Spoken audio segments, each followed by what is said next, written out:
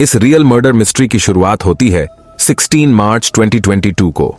राजस्थान के अलवर जिले का भिवाड़ी इलाका, यहाँ के तातरपुर थाना एरिया के इंदिरा बस्ती पुलिया के पास प्लास्टिक के बोरे में एक लड़की की लाश मिलती है।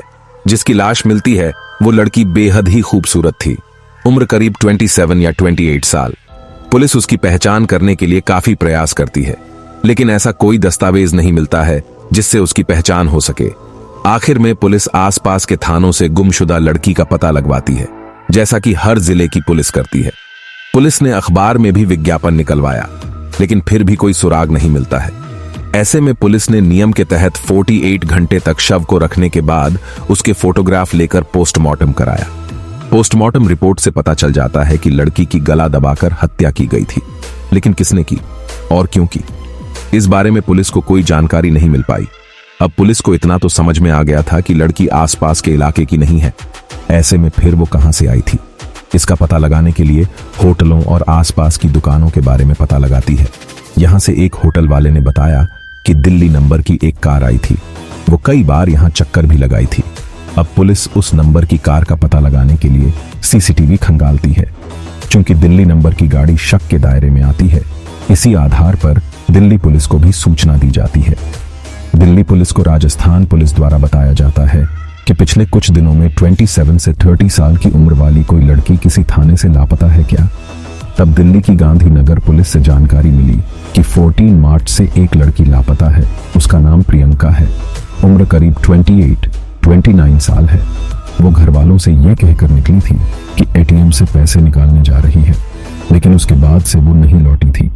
अब पुलिस ने जब थाने में मौजूद लापता लड़की की फोटो देखी तो तुरंत पहचान गई। इस बीच पुलिस की एक टीम अलवर से लेकर दिल्ली के सभी टोल प्लाजा पर उस संदिग्ध कार के सीसीटीवी फुटेज को चेक किया तो दिल्ली नंबर की एक कार मिल गई। उस नंबर की जांच करने पर वो गाड़ी सुनैना के नाम पर रजिस्टर्ड मिली थी। वहीं भिवाड़ी पुलिस की दूसरी टीम अब लापता लड़की के घर वालों से पूछताछ करती है। उनसे पूछताछ करने पर पता चला कि प्रियंका ट्यूशन पढ़ाती थी। इसके लिए वो कपिल गुप्ता के घर जाती थी। कपिल गुप्ता दिल्ली में ही कारोबारी हैं। उनके बच्चों को प्रियंका कई सालों से पढ़ा रही है। उनके बच्चों को प्रियंका राखी भी बांधती थी। ऐसे में परिवार से बड़े अच्छे संबंध हैं। अब पुलिस ने जब कपिल गुप्ता की पत्नी के बारे में पूछा तो उसका नाम सुनैना बताया गया। बस पुलिस को यहीं से बड़ा सुराग मिल गया, क्योंकि जिस कार पर अभी तक शक था वो भी दिल्ली के कड़कड़डुमा में रहने वाली सुनैना के नाम पर ही रजिस्टर्ड थी। अब पुलिस जब कारोबारी और उसकी पत्नी से पूछताछ की तो कोई शुरू में खास जानकारी नहीं मिली, लेकिन पुलिस ने जब थोड़ी सख्ती दिखाई तो बेहद ही चौंकाने वाली जानकारी सामने आई। पूछताछ में पता चला कि प्रियंका पिछले 9 सालों से कपिल गुप्ता के बच्चों को ट्यूशन पढ़ा रही थी। प्रियंका को पढ़ाने के 2 साल के भीतर ही प्रियंका और कपिल गुप्ता में गहरी दोस्ती हो गई थी। फिर दोनों में करीबी रिश्ते बन गए। ये सिलसिला लगातार दोनों में चलता रहा। कपिल गुप्ता ने बताया कि पिछले कई सालों में उसने प्रियंका पर 40 लाख रुपए भी खर्च कर दिए थे।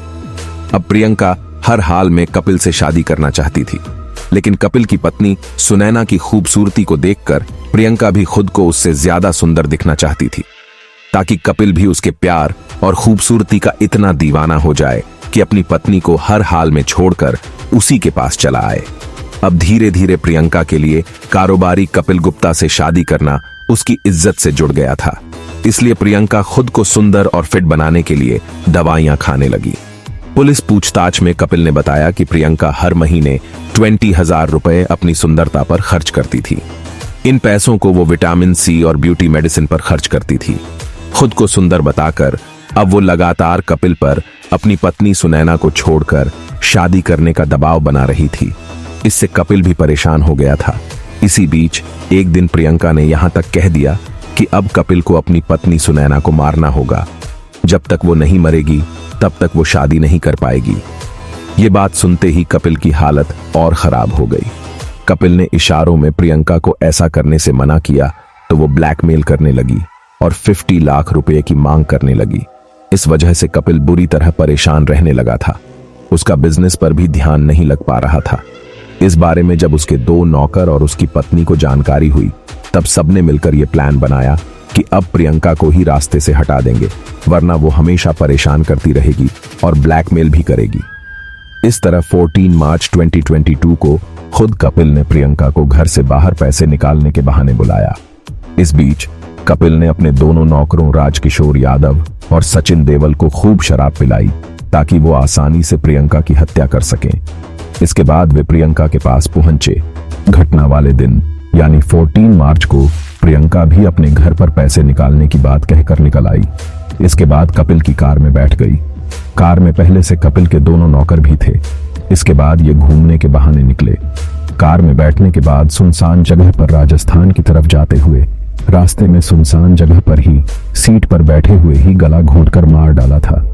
जब प्रियंका का गला घोंटा गया था उस समय कार में तेज आवाज में एक धार्मिक गाना बजाया था ताकि अगर कोई आसपास से गुजरे भी तो उसे किसी तरह की चीख सुनाई न दे। इसके अलावा धार्मिक गाना बजने से किसी को शक भी ना हो। इस घटना का खुलासा करने वाले भिवाड़ी के ततारपुर थाना इंचार्ज SHO विजय चंदेल ने बताया कि कार में आरोपी प्रियंका के शव को छुपाकर काफी देर तक घूमते रहे। फिर शाम के करीब 7 बजने पर जब काफी अंधेरा हुआ तब एक ततारपुर थाना एरिया के सुनसान एक पुल के नीचे डेड बॉडी को फेंक दिया था। इसके बाद सभी आसपास के इलाके में घूमते रहे और फिर एक होटल में खाना भी खाए थे। 16 मार्च को जब लड़की का शव मिला था तब कहीं से कोई सुराग नहीं मिलने पर आसपास के होटलों में पूछताछ की गई थी। उसी दौरान होटल वालों ने दिल्ली नंबर की एक कार पर शक जताया था क्योंकि उसने कई बार वहां चक्कर लगाए थे। इसी आधार पर जब कई इलाकों में जाकर टोल प्लाजा से CCTV फुटेज निकलवाया गया तब एक जगह गाड़ी के नंबर का पता चल सका। उसी CCTV फुटेज और गाड़ी नंबर के आधार पर पता चला था कि ये कार दिल्ली के आनंद विहार में रहने वाली सुनैना के नाम पर रजिस्टर्ड है। इसलिए दिल्ली के आनंद विहार और उसके आसपास के थानों की पुलिस से संपर्क कर उनके इलाके में गुमशुदगी के बारे में पूछा गया था। तब जाकर प्रियंका के बारे में जानकारी हुई और फिर पूरे केस का खुलासा हो सका। अब इस केस में मुख्य आरोपी कपिल गुप्ता, उसकी पत्नी सुनैना और दोनों नौकर राजकिशोर और सचिन को गिरफ्तार किया गया।